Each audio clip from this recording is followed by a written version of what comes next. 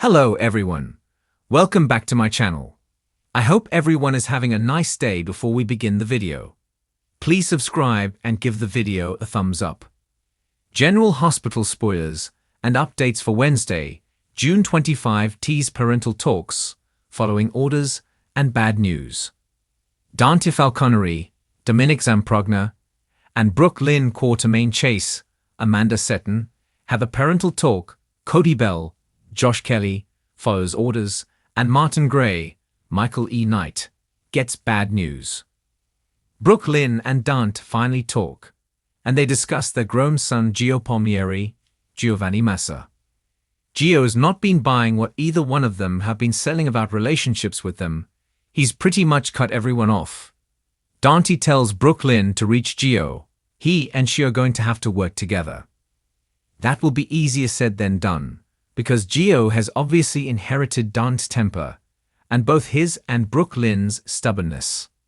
At least, Dante has realized he has to lay aside his anger at Brook Lynn for not telling him they had a son years ago. Elsewhere, Tracy Quartermain, Jane Elliott, is talking to someone to whom she obviously owes some money. She tells them that they need to discuss their payment. It's likely she's talking to her attorney about settling up for her framed job by Drew Kane, Cameron Matheson, although thanks to Cody, the matter is cleared up. Drew was cleared of framing Tracy and Tracy was cleared of the evidence that was found after Cody confessed he left ketamine for Hades, her horse, in her car. But was the whole thing a carefully calculated defense strategy, the receipt being forged to throw the crooked congressman off? After all, there was that earlier conversation when Michael Corinthos, Rory Gibson, asked if ketamine was a horse tranquilizer. In the meantime, Cody's been following orders, and he inquires of someone if his job is already done. It doesn't seem he's talking about working for Tracy with the horses. Previously, Christina Corinthos Davis, Kate Muncy, had hired him to seduce Ava Jerome, Maura West, away from Rick Lansing, Rick Kirst. Is this the job he's talking about, or did Tracy pay him for the ketamine testimony after all? How did he know to show up at Drew's press conference otherwise? It seems that this scenario could be either one because Tracy's happy and elsewhere, Ava's angry at someone. Based on other conversations, Cody may not have to complete his seduction job. In the meantime at GH, Elizabeth Baldwin, Rebecca Herbst, has questions, and she's talking to good friend Lucas Jones, Van Hansis. She asks him if he thinks she's leading Rick on, considering Lucky Spencer, Jonathan Jackson, has left again, and Elizabeth's still friendly with Rick. But Elizabeth is as cautious guarding her heart with Rick as she is with Lucky, and maybe even more so. After all, there was that time that Rick locked Carly Spencer, Laura Wright, in a panic room, and Elizabeth wound up freeing her. Rick was a real snake that time. Carly was pregnant, and he wanted her baby for Liz. Speaking of Rick, he's in a hospital room there at GH, where Martin is flat on his back in a bed. It looks like the bad news Martin gets is he might have to let Rick finish his cases again. He's discussing a woman they both know with Rick, and possibly they may be discussing Tracy. Martin is pretty upset as he tells Rick if anyone can irritate that woman, it's Rick. Although if Tracy is the subject of their conversation, Martin does a pretty good job of that himself. Ava appears to be at her desk in the Jerome Art Gallery. By the looks of the chair she's sitting in, she's muttering to herself, since no one else can be seen in the room. She's pretty upset as she hisses, "You lying liar," about someone. This could be Drew, or it could be even Rick. It wouldn't be surprising if it turned out to be Drew. The whole world seems to be mad at him. On the other hand, she could be mad at Kai Taylor, Jen's Austin Astrup, since he betrayed Trina Robinson, Tabiana Ali, regarding Curtis Ashford, Donald Turner, finding Jacinda, Paige Herschel.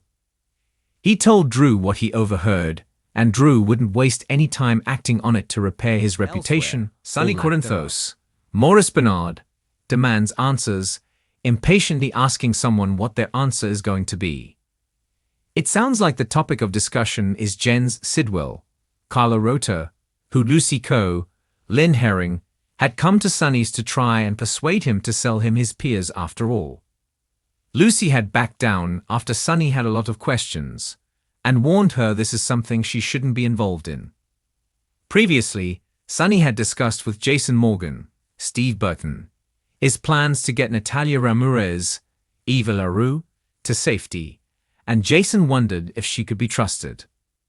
It's possible he's following up with her, because she wasn't sure she wanted a witness protection type situation where she'd never see her children again.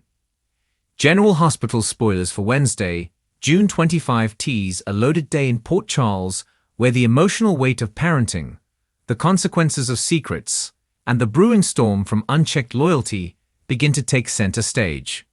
As families struggle with old wounds and shocking new truths, some characters are forced into decisions that may alter their fates forever. Carly Corinthos finds herself once again fighting for her family, this time going head-to-head with not just Michael's medical team, but with the very system threatening to rip away her son's future. Following her intense confrontation at the clinic in Baden-Baden, Carly returns to Port Charles more determined than ever to get Michael the help he needs. While Sunny's past continues to cast shadows over his legacy, it's Carly who is caught between being the glue and the voice of fury. With a custody issue hovering over Michael's treatment rights, Carly makes a bold move to bring in Diane Miller. But Diane warns her that going against medical advice without legal grounds could lead to permanent restrictions. Meanwhile, Jason Morgan urges Carly to stay calm, but his involvement only deepens her emotional unrest. She leans on him in a rare vulnerable moment, questioning whether she has the strength to keep her family from falling apart. Elsewhere, Elizabeth Weber and Hamilton Finn are dealing with a different kind of family crisis. Violet has been asking uncomfortable questions about her father's past, and Liz realizes it's time for a parental talk that could shake their dynamic. Finn remains emotionally distant, still haunted by the guilt over his brother's death and the failed custody battle. Liz tries to remind him that their daughter deserves truth over silence, but Finn pushes back, convinced that shielding Violet is protecting her. The tension escalates when Violet overhears part of their conversation and confronts her father. In another part of town, Anna Devane finds herself wrestling with the repercussions of her decision to trust Jason. Anna, who has spent years battling corruption, is now realizing how tangled she's become in the very schemes she once tried to unravel. The WSB has requested her presence, suspecting her of withholding information tied to an off-book mission involving Valentine. When Robert Scorpio shows up unannounced with a classified file, the air thickens with betrayal and unfinished business. Robert warns her that secrets have consequences and reveals that someone inside the bureau believes she's compromised. At the Quartermain mansion, Ned and Brook Lynn are at odds again. Brook Lynn is struggling to balance her loyalties to both Chase and her career at Deception. With Maxie out of town, pressure has doubled and a shipment of faulty products has just triggered a PR nightmare. Lois arrives in the middle of the chaos and offers her daughter a reality check. But Brook Lynn fires back, accusing her mother of always trying to fix her life. Emotions run high as the mother-daughter dude dive deep into what it means to chase dreams while staying true to yourself. In a parallel story, Dante and Jordan are busy trying to follow orders from higher-ups while battling their own instincts. With the ongoing investigation into Sunny's criminal empire, Jordan receives word that the FBI is quietly collecting evidence from within the PCPD. She's ordered to either cooperate or risk losing her position. Dante finds himself stuck in a moral conundrum. As a cop, and as Sunny's son, he's caught between loyalty and duty. He meets with Anna privately, suggesting there may be a leak inside the department. Anna warns him not to trust anyone, not even her. Over at GH, Sasha Gilmore receives disturbing news. While she's been on the mend emotionally, an alarming report from her psychiatrist leaves her reeling. It appears a side effect from her recent medication may be affecting her decision to step in, but Sasha pushes her away, accusing her of trying to control her life again. Nina, still struggling with her own guilt over the Willow fallout, decides to take a step back, only to bump into Martin Gray, who suggests Nina might need to reevaluate who she considers a friend. Martin also warns her that her shares in Crimson might not be as secure as she believes. Meanwhile, Ava Jerome continues to feel the walls closing in. Ever since her run-in with Mason and the cryptic threats he made about her involvement in Nicholas's disappearance, she's been on edge. Now, a mysterious envelope arrives at her gallery containing photos that may link her to Windermere's secrets. Ava turns to Laura Collins for advice, but Laura is preoccupied with the fallout from Charlotte's latest behavior. Laura suspects Valentine is hiding more than he's admitting, and her concern deepens when Charlotte refuses to speak during their therapy session. Valentine, meanwhile, is shown meeting with a man in the shadows, a new player who may have ties to the original Casadine fortune. The end of the episode builds toward a multi-layered cliffhanger. Carly receives a shocking call from the clinic in Germany. Michael has gone missing. Elizabeth finds a note from Violet saying she's gone to find the truth about her father. Sasha breaks down in a therapy session and screams that someone is trying to gaslight her. Anna opens her classified envelope and her hands tremble as she reads the words, "You were never meant to survive." Dante receives a file with photos of someone tailing Sunny, and they were taken from inside the PCPD. Ava, staring at the photo of her and Nicholas, knows that the time for silence is over.